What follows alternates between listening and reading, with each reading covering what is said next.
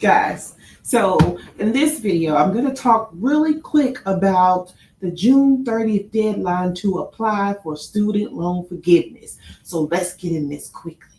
Quick interruption, guys. Now, if you are a subscriber, thank you so much for joining me in your credit journey, and thank you for trusting me to give you information. And if you are not a subscriber, if you have not decided yet to make this home, please consider us, especially if we're doing anything or telling you anything that adds value to your life. Please feel free to subscribe and join us on your credit building journey. I promise you, you will not regret it. And last but not least, please like, share, comment, and subscribe on this video because it helps with the algorithm. I'm literally just now learning this, guys, to even ask. I would very much so appreciate your help in helping to get the videos circulated and get them out to the masses, especially if this has helped you. Share it with a friend, share it with a stranger. All right, so let's get back into this.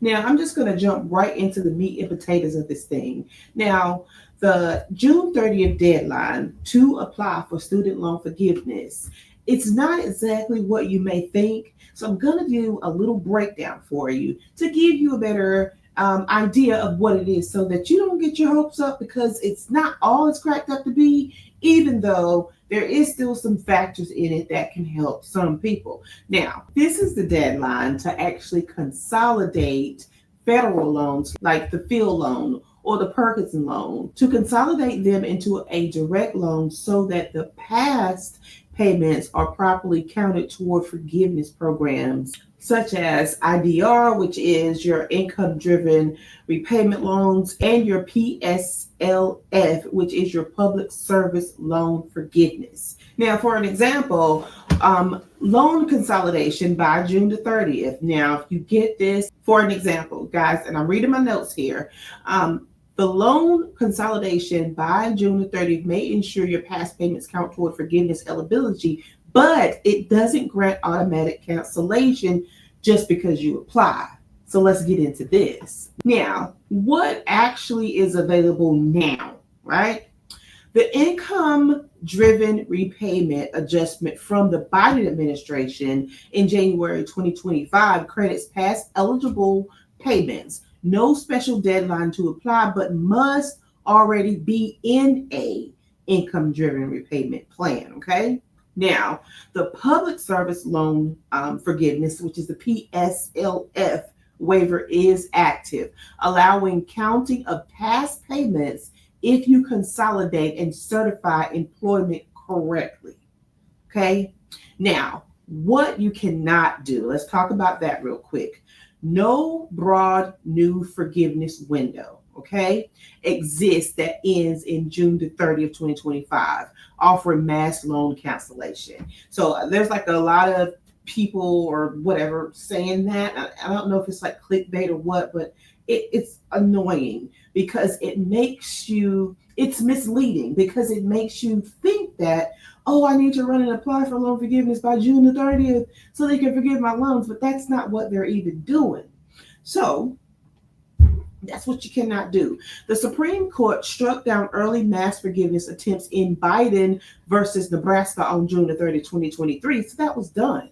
Now, the income-driven repayment and save plan options have faced legal obstacles, some portals even removed. So some of this stuff isn't even available to pull up on the internet. Now, what you can do before June the 30th is consolidate eligible loans into direct loans if you have the Field or Perkins loans to ensure all past payments count appropriately, okay? And just so you know, like, I don't know if you know what the Field and Perkins loan is, but I'll tell you real quick. Now, the Field loan, FEL,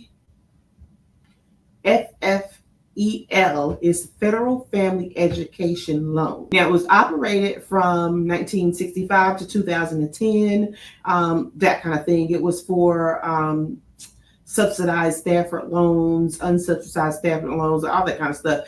Now, the Perkins loans are federal loans, okay, operated by colleges and universities directly. So let's get back to this. Now,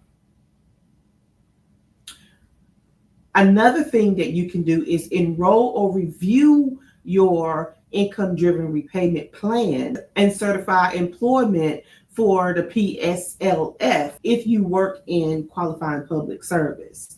And the next thing that you can do is to continue regular payment. It's just entering a forgiveness application, doesn't pause or cancel what you owe.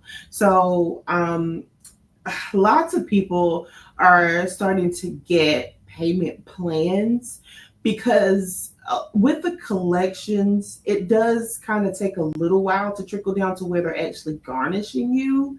So if you do like back pay or whatever, past due amounts to the federal government for student loans, I would go ahead and call them ASAP and set up payments before they start garnishing. Okay, so there is no legitimate new forgiveness application that lets you wipe out your loan simply by applying by June the 30th. I wanted to come on and make that clear. The June 30th deadline is tied to consolidation for crediting purposes, not for loan discharge. So they need to stop saying it because it ain't true. Now, any scam promoting apply now for forgiveness is misleading. To protect yourself, of course, visit studentaid.gov or just call them, if you don't believe me. So that's that, guys. I just wanted to come on and just tell you this stuff so that you know the information. And now it's Friday and I'm getting ready to go home. So I will talk to you guys next week. Bye.